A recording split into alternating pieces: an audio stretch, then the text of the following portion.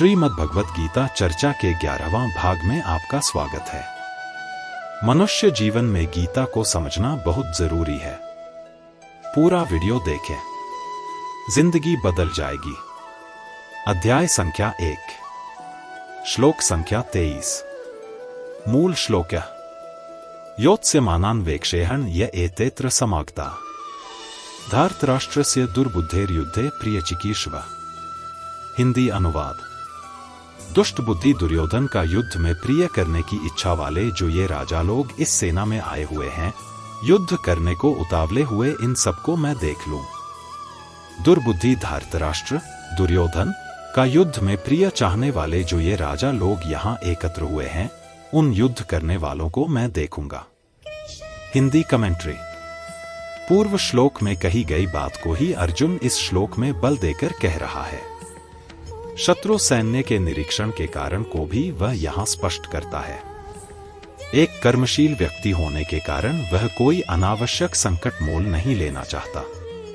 इसलिए वह देखना चाहता है कि वे कौन से दुर्मति सत्तामदोन्मत्त और प्रलोभन से प्रताड़ित लोग हैं जो कौरव सेनाओं में सम्मिलित होकर सर्वथा अन्यायी तानाशाह दुर्योधन का समर्थन कर रहे हैं।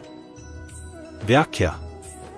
धार्तराष्ट्र टिप्पणी पर 0:18 दुर्बुद्धेर युद्धे प्रिय चिकीर्ष। वहां दुर्योधन को दुष्ट बुद्धि कहकर अर्जुन यह बताना चाहते हैं कि इस दुर्योधन ने हमारा नाश करने के लिए आज तक कई तरह के षड्यंत्र रचे हैं, हमें अपमानित करने के लिए कई तरह के उद्योग किए हैं।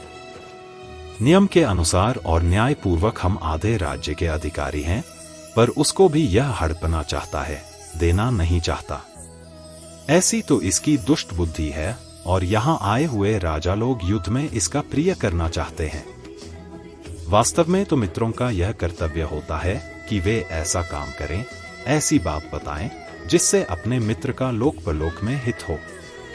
परंतु ये राजा लोग दुर्योधन की दुष्ट बुद्धि को शुद्ध न करके उल्टे उसको बढ़ाना चाहते हैं और दुर्योधन से युद्ध कराकर युद्ध में उसकी सहायता करके उसका पतन ही करना चाहते हैं।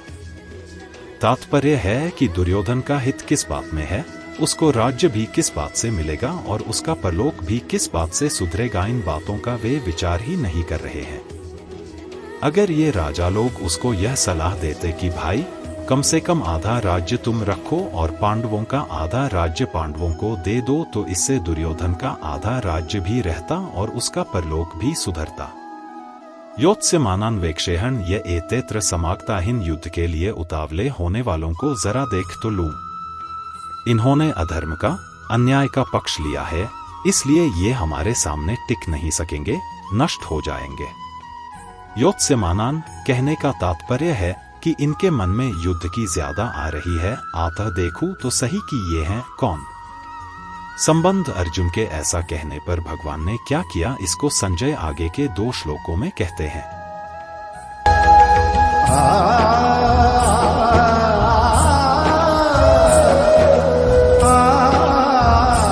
अध्याय संख्या 1, श्लोक संख्या 24। मूल श्लोक एव मुक्तो ऋषिकेशो गुडाकेशन भारत सैन्योरुभयोर्मध्ये स्थापयित्वा रथोत्तमम्। हिंदी अनुवाद। संजय बोले, हे भरतवंशी राजन। निद्रा विजय अर्जुन के द्वारा इस तरह कहने पर अंतर्यामी भगवान श्री कृष्ण ने दोनों सेनाओं के मध्य भाग में पितामह भीष्म और आचार्य द्रोण के सामने तथा संपूर्ण राजाओं के सामने श्रेष्ठ रथ को खड़ा करके इस तरह कहा कि हे पार्थ, इन इकट्ठे हुए कुरुवंशियों को देख। संजय ने कहा, हे भारत धृतराष्ट्र। अर्जुन के इस प्रकार कहने पर भगवान ऋषिकेश ने दोनों सेनाओं के मध्य उत्तम रथ को खड़ा करके। व्याख्या। गुडाकेशन। गुडाकेश शब्द के 2 अर्थ होते हैं। एक, गुड़ा नाम मुड़े हुए का है और केश नाम बालों का है। जिसके सिर के बाल मुड़े हुए अर्थात घुंघराले हैं, उसका नाम गुडाकेश है। 2, गुड़ा का नाम निद्रा का है और ईश नाम स्वामी का है। जो निद्रा का स्वामी है अर्थात निद्रा ले चाहे न ले ऐसा जिसका निद्रा पर अधिकार है, उसका नाम गुडाकेश है। अर्जुन के केश घुंघराले थे और उनका निद्रा पर आधिपत्य था, अतः उनको गुडाकेश कहा गया है।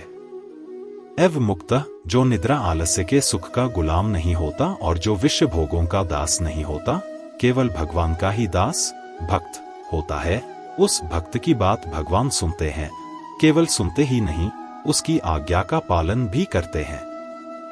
इसलिए अपने सखा भक्त अर्जुन के द्वारा आज्ञा देने पर अंतर्यामी भगवान श्री कृष्ण ने दोनों सेनाओं के बीच में अर्जुन का रथ खड़ा कर दिया। ऋषिकेश, इंद्रियों का नाम ऋषिक है। जो इंद्रियों के ईश अर्थात स्वामी हैं, उनको ऋषिकेश कहते हैं। पहले 21वें श्लोक में और यहाँ ऋषिकेश कहने का तात्पर्य है कि जो मन, बुद्धि, इंद्रियां आदि सबके प्रेरक हैं, सबको आज्ञा देने वाले हैं, वे ही अंतर्यामी भगवान यहाँ अर्जुन की आज्ञा का पालन करने वाले बन गए हैं। यह उनकी अर्जुन पर कितनी अधिक कृपा है। सैन्योरुभयोर मध्ये स्थापित्वा रथोत्तमम, दोनों सेनाओं के बीच में जहाँ खाली जगह थी, वहाँ भगवान ने अर्जुन के श्रेष्ठ रथ को खड़ा कर दिया। भीष्म द्रोण प्रमुखतः सर्वेषां च महीक्षितामुस रथ को भी भगवान ने विलक्षण चतुराई से ऐसी जगह खड़ा किया जहां से अर्जुन को कौटुंबिक संबंध वाले पितामह भीष्म, विद्या के संबंध वाले आचार्य द्रोण एवं कौरव सेना के मुख्य राजा लोग सामने दिखाई दे सके। उवाच पार्थ पश्यतान संवेतान कुरुनिति कुरु, पद में धृतराष्ट्र के पुत्र और पांडु के पुत्र ये दोनों आ जाते हैं, क्योंकि ये दोनों ही कुरुवंशी हैं। युद्ध के लिए एकत्र हुए इन कुरुवंशियों को देख ऐसा कहने का तात्पर्य है कि इन कुरुवंशियों को देखकर अर्जुन के भीतर यह भाव पैदा हो जाए कि हम सब एक ही तो हैं। इस पक्ष के हों, चाहे उस पक्ष के हों, भले हों, चाहे बुरे हों, सदाचारी हों, चाहे दुराचारी हों, पर हैं सब अपने ही कुटुंबी। इस कारण अर्जुन में छिपा हुआ कौटुंबिक ममता युक्त मोह जागृत हो जाए और मोह जागृत होने से अर्जुन जिज्ञासु बन जाए, जिससे अर्जुन को निमित्त बनाकर भावी कलयुगी जीवों के कल्याण के लिए गीता का महान उपदेश किया जा सके। इसी भाव से भगवान ने यहाँ पश्यतान संवेतान कुरुन कहा है। नहीं तो भगवान पश्यतान धार्तराष्ट्रान समानिति ऐसा भी कर सकते थे, परंतु ऐसा कहने से अर्जुन के भीतर युद्ध करने का जोश आता, जिससे गीता के प्राकट्य का अवसर ही नहीं आता, और अर्जुन के भीतर का प्रसुप्त कौटुंबिक मोह भी दूर नहीं होता, जिसको दूर करना भगवान अपनी जिम्मेवारी मानते हैं। जैसे कोई फोड़ा हो जाता है तो वैद्य लोग पहले उसको पकाने की चेष्टा करते हैं और जब वह पक जाता है तब उसको चीरा देकर साफ कर देते हैं। ऐसे ही भगवान भक्त के भीतर छिपे हुए मोह को पहले जागृत करके फिर उसको मिटाते हैं। यहाँ भी भगवान अर्जुन के भीतर छिपे हुए मोह को कुरुन पश्य कहकर जागृत कर रहे हैं, जिसको आगे उपदेश देकर नष्ट कर देंगे। अर्जुन ने कहा था कि इनको मैं देख लूं, निरीक्षे 1, 22 अवेक्षे 1, 23।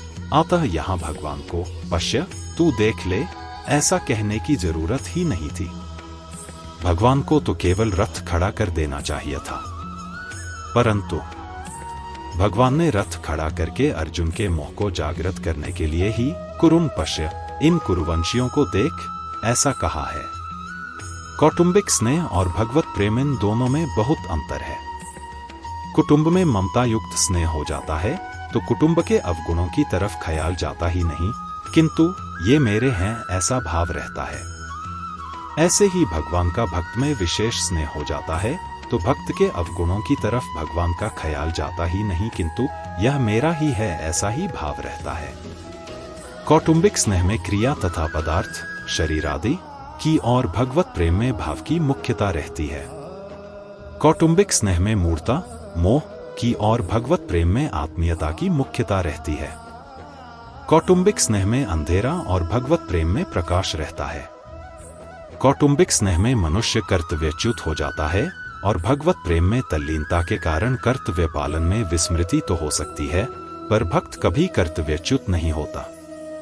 कौटुंबिक स्नेह में कुटुंबियों की और भगवत प्रेम में भगवान की प्रधानता होती है। संबंध पूर्व श्लोक में भगवान ने अर्जुन से कुरुवंशियों को देखने के लिए कहा। उसके बाद क्या हुआ इसका वर्णन संजय आगे के श्लोकों में करते हैं। आज का सत्र यहीं समाप्त होता है। श्री कृष्ण के साथ रहो। जय श्री कृष्ण।